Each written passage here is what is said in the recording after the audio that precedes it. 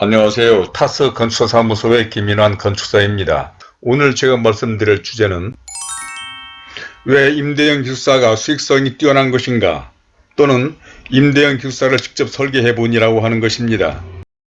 최근 저금리와 아파트 경기 침체 등으로 수익형 부동산이 인기인데, 이런 시기에 희소성을 내세운 틈새 수익형 부동산이 선을 보이고 있어 건축주들과 투자자들의 관심을 끌고 있습니다. 그것이 바로 임대형 기숙사인데, 이 건물은 최근 건축법 시행령의 개정으로 새로이 선보이는 건축물로 그동안 임대 수익이 높다고 잘 알려진 오피스텔, 상가주택, 도시형 생활주택, 다중주택, 고시원 등 여느 건물보다도 모든 점에 있어서 수익성이 월등히 높아 상가주택이나 공합빌딩 등을 건축하시려는 분들과 특히 퇴직을 앞둔 은퇴자들에게 관심이 높은데, 오늘은 이 임대형 기숙사를 직접 설계해보면서 느낀 점 등에 대해서 다음과 같은 5가지 내용으로 설명을 드리고자 하며, 당사에서는 이런 수익형 건물에 관심이 있거나 또 이런 건물을 지을 땅을 보유하고 계신 분, 또는 돈이 안 되는 건물을 보유하신 분들과 공동사업을 제안하고자 합니다. 아무쪼록 이런 수익형 건물을 지으시려거나 이런 건물에 투자하시려는 분, 또는 임대도 안되고 임대료도 적어 돈이 안되는 건물로 어려움을 겪는 건물주, 그리고 재테크와 부동산에 관심을 가신 분 등에게 참고가 되리라 생각하며,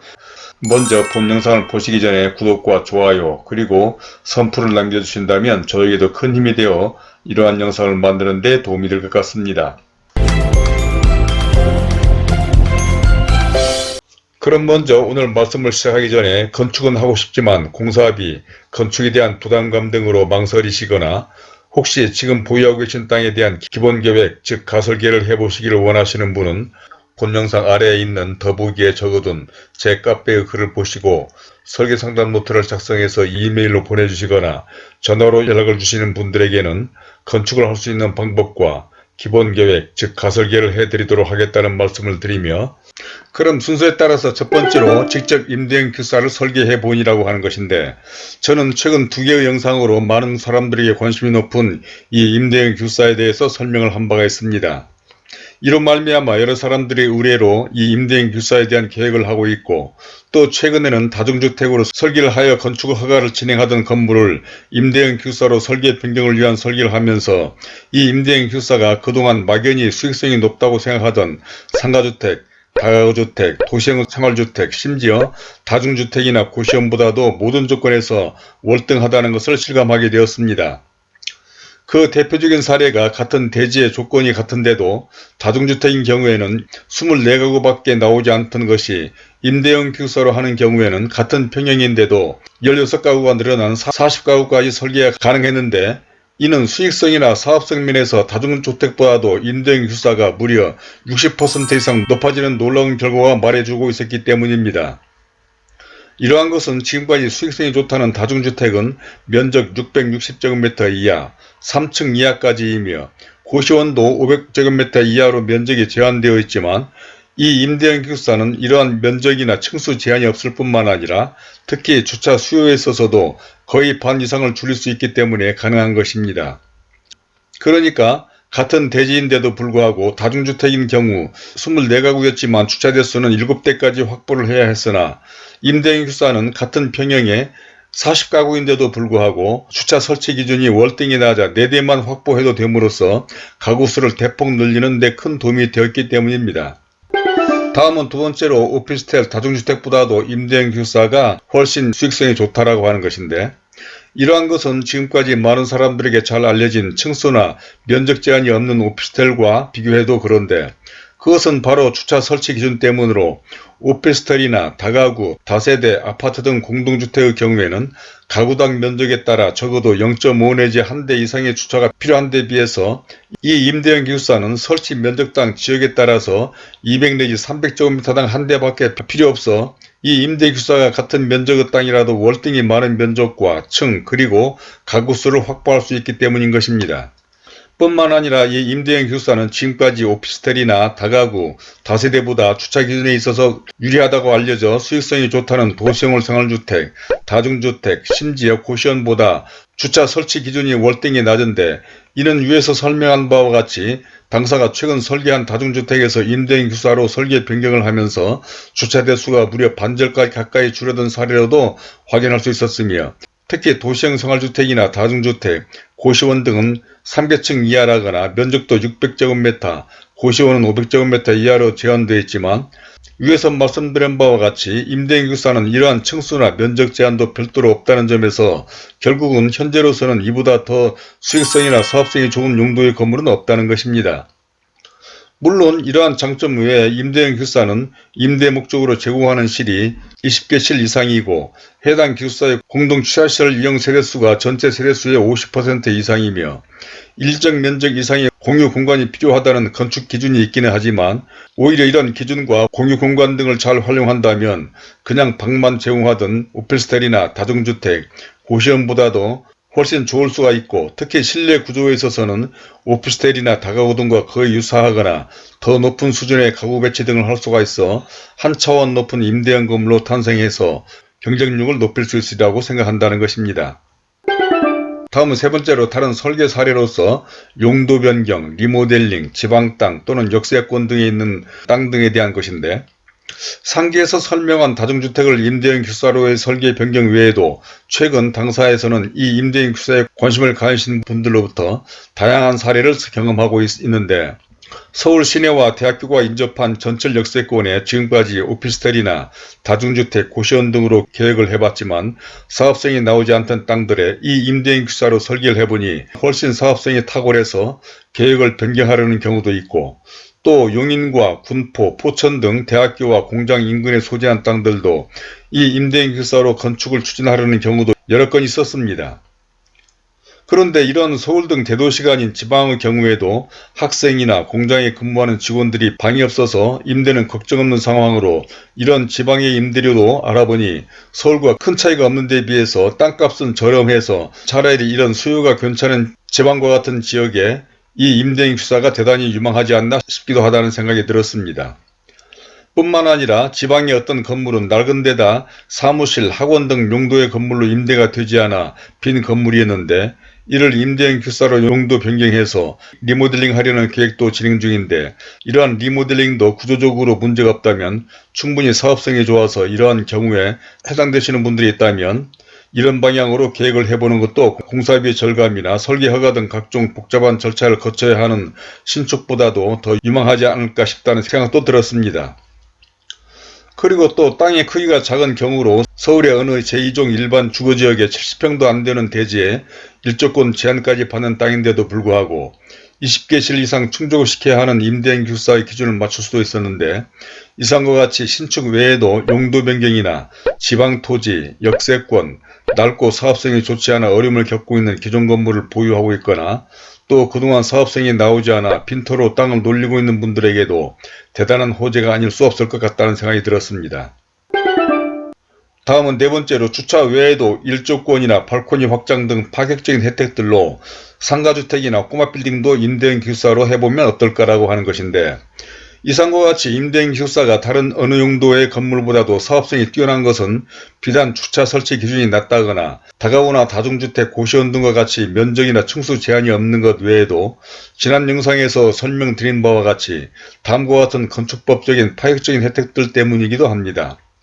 그러니까 기숙사는 공동주택인데도 불구하고 일조권 조항에서 채광창이 있는 외벽에서 일정한 거리를 이용하지 않아도 되는 기숙사의 예외 조항이나 또 대지안의 공지 조항이 있어서도 이런 제한이 없다는 것은 얼마나 큰 혜택인지 알 수 없을 정도입니다.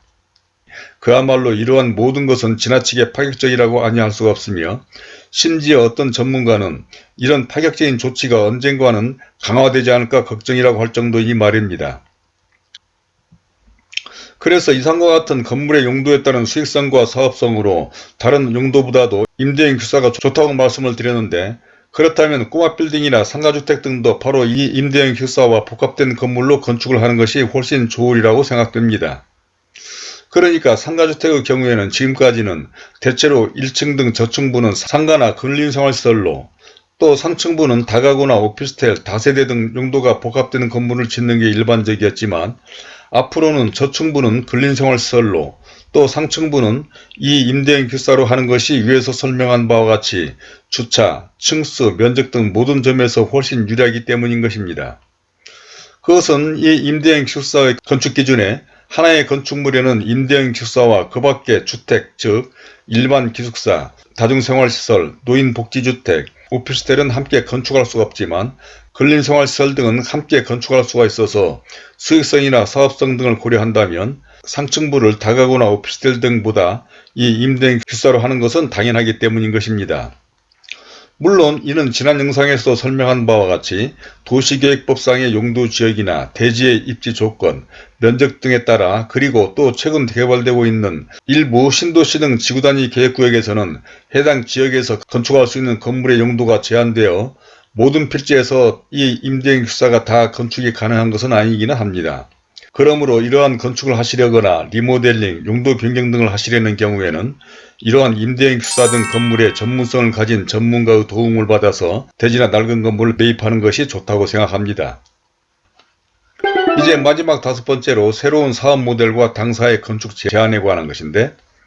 지난 2번의 영상과 이상에서 설명드린 내용으로 볼 때 계속 강조하지만 지금까지 나온 용도의 건물 중 이 임대인 기숙사는 가장 수익성과 사업성이 탁월한 건물로 최근 여러 사람들로부터 많은 관심을 받고 있습니다. 그것은 그동안 사업성이 나오지 않아서 빈 땅으로 방치하고 있거나 낡은 건물을 보유하신 분들도 계시지만 임대사업을 하시는 경우에도 그렇고 특히 임대 등 부동산업이나 디벨로퍼 등에게 이번에 새롭게 등장한 이 임대인 기숙사는 대단히 유망하기 때문입니다. 즉 그동안 오피스텔이나 지식산업센터 등이 새롭게 등장한 후로 관련된 업계가 얼마나 많은 호황을 누렸는지를 보면 알 수가 있고, 또 아파트, 연립, 다세대, 다가구만 생각하다가 도시형 생활주택, 다중주택, 고시원 등이 시행된 최근에도 수익형 건물에는 대체로 이러한 용도의 건물이 각광을 받아왔던 것을 생각한다면 충분히 예상해 볼 수 있는 거 아니겠습니까? 바로 이러한 것도 그동안은 학교나 공장만이 기숙사를 건축할 수 있었지만 이제는 LH 등 공공주택 사업자뿐만 아니라 일반 임대사업자에게도 이러한 임대형 기숙사를 운영할 수 있도록 허용해줬기 때문인데, 아마도 대형 건설회사 등에서도 이러한 사업에 참여할 것은 당연하고 규모가 작은 임대형 기숙사나 임대형 기숙사가 복합된 꼬마빌딩이나 상가주택 등에는 소규모 건축사업에 관심이 많은 사람이나 부동산업체, 임대업체들에게는 새로운 사업 모델로 각광을 받을 것은 충분히 예상해 볼 수 있지 않나 싶습니다. 이에 당사에서는 소유하고 있는 대지에 대한 사업성 분석 등 기획력 부족과 공사비와 대출이자 상승으로 자금 조달이 어렵거나 건축에 대한 부정적인 인식 등으로 건축에 부담을 갖는 분들에게 공동사업 등 여러 대안을 준비하고 있는데, 혹시 이러한 문제로 상담이 필요하신 분들은 본 영상 아래 더보기에 적어둔 이메일과 전화로 연락을 주시기 바랍니다. 그러면 대지 조건 분석과 자금 조달, 건축 방법 등에 대해서 구체적인 방안을 제시해드리고 경우에 따라서는 서로 윈윈할 수 있는 방법도 강구해드리도록 하겠습니다. 자, 이제까지 수익형 건물의 최고봉인 임대인 기숙사를 직접 설계해보니, 또는 왜 임대인 기숙사가 수익성이 좋은가 등에 대해서 첫 번째로는 직접 임대인 기숙사를 설계해보니, 두 번째로는 오피스텔, 다중주택보다도 임대인 기숙사가 더 좋다. 또 세 번째로는 다른 설계 사례로서 임대인 기숙사로의 용도 변경이나 리모델링, 지방이나 역세권 등에 있는 땅 등에 대한 설계 사례. 또 네 번째로는 상가주택, 꼬마빌딩도 임대인 기숙사로 짓는 게 좋겠다. 또 마지막 다섯 번째로는 새로운 사업 모델과 당사의 건축 제안 등까지 말씀을 드려봤습니다. 재테크나 디벨로퍼 등에 관심을 가진 사람들이나 퇴직을 앞두거나 은퇴자들은 노후에 안정적인 수익을 낼 수 있는 사업이나 수익형 건축 또는 이런 부동산의 투자에 관심이 많습니다.